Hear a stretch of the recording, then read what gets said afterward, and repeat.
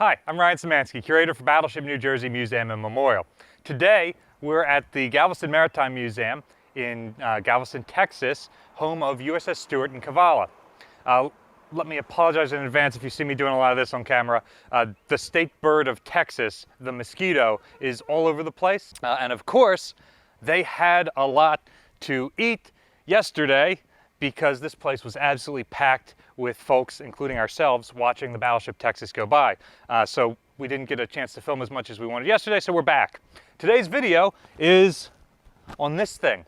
It is extremely common on especially interwar built ships. So those of you who have seen a lot of World War II era ships, you've probably seen these sorts of things like sticking out of the bottom of the hull, and probably, like a younger Ryan Szymanski, you were like, well, what the heck is that thing? Why is that there? So today's video is all about this guy. This is the prop guard. So on ships, especially these interwar era ships that are still built with like a canoe-shaped hull that tapers towards the bow and stern, the propellers are going to be sticking out from the edge of the ship.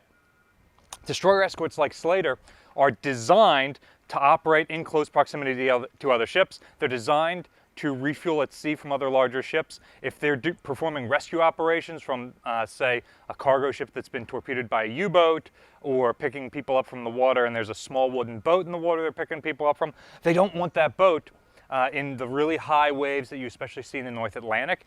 Could expose your propellers, and that could then damage this other boat that you're with and your own propellers. So they install these prop guards to basically act as fenders. And these are cool. They're just bolted on. There's a square plate under it that has some holes drilled and tapped, and then you just bolt it on. If this gets crushed, just unbolt it and throw a new one on. This particular one is interesting. It's pretty cheaply made. It's just a couple of U-shaped pieces of metal bent and welded together. Other ones I've seen, this of course is war-built construction. Other ones I've seen from the interwar era ships, the quote-unquote gold platers, had a wooden crushing material inside and then metal on the outside.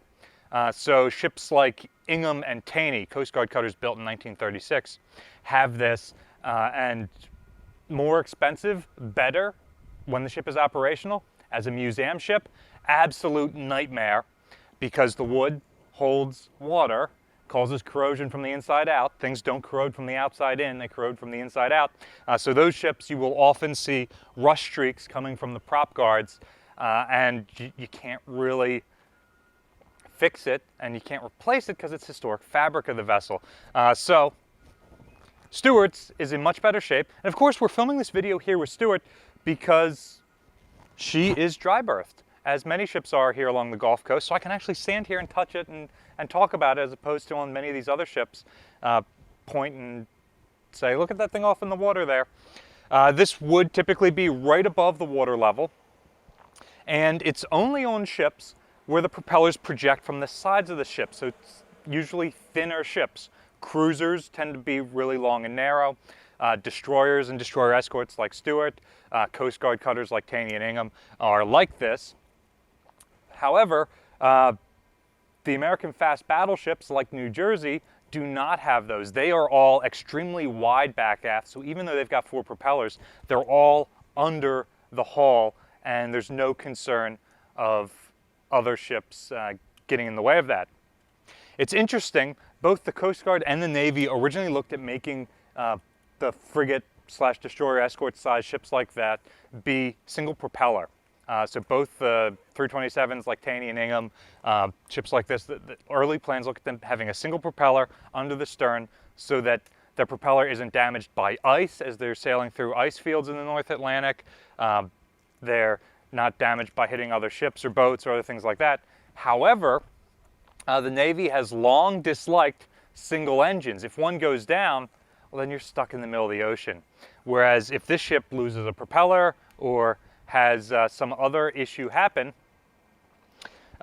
then she still has one that still works if one is damaged in combat. And having two, you can even, if you have rudder issues, steer with just your propellers alone. So the two propellers serve as more resiliency. Some post-war frigates do have a single propeller. Even most naval aircraft tend to have two engines. Planes that you think of being associated with the Navy nowadays, like the F-18 Hornet or the slightly older F-14 Tomcat, have two engines so that if one dies, the plane can still get back to a friendly area to put down. So that was one of the things that the Navy had to give up with the F-35 program, which of course is an inter-service thing. The Air Force doesn't care. You're probably in an Air Force plane going to go down over land and you're fine. So they are happy with a single engine plane, the F-16, the F-35. So it's one of the things that the Navy gave up in order to have this multi-ship program. So prop guards, very common in interwar era ships. Modern ships, you don't see these because they have a much larger stern. They don't have that canoe shape anymore. Naval designers figured out doing tank tests at places like Dahlgren that if your ship just ends in a transom stern, like an old wooden sailing ship, then the water thinks that it's going to be running along an extended canoe type stern like this, and when it hits the end of the ship at that flat edge, it's not expecting it, and it'll go around the corner really quick and help push your ship forward. It's more hydrodynamically efficient. However, it is providing less structural strength. So, like I said, during the Napoleonic Wars, you see ships with flat sterns. Post-Napoleonic Wars, you start to see elliptical and round sterns to help support the decks and the guns that are set on those decks up above. And then that holds out through the World War II time period, and then you start to see some of these flat-sterned vessels come into production, which of course is the modern trend. And with steel, you can really reinforce that and have some good protection out of that and support the weight of your guns, in this case depth charge racks up on top. You don't have to worry about coming to a natural elliptical fantail. And it gives you more hydrodynamic effectiveness. So that's why you don't see prop guards on modern ships. It's very much a fixed time period thing that helps you date when a ship is from.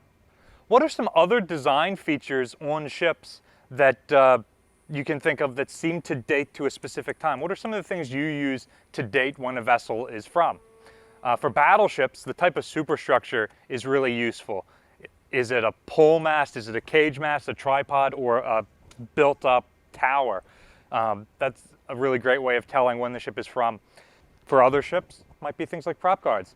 Let us know in the comment section down below what you use. Battleship New Jersey receives operating support from the New Jersey Department of State, also from a number of other businesses and private individuals like yourselves. We really appreciate the support. Consider supporting the Galveston Naval Museum here in Galveston, Texas. And we've left a link in the description below to both their YouTube channel with the cool videos they're making and a place where you can donate to support them out. You can also support all of us by liking, sharing, and subscribing so more people find out about our channels and our museums. Thanks for watching.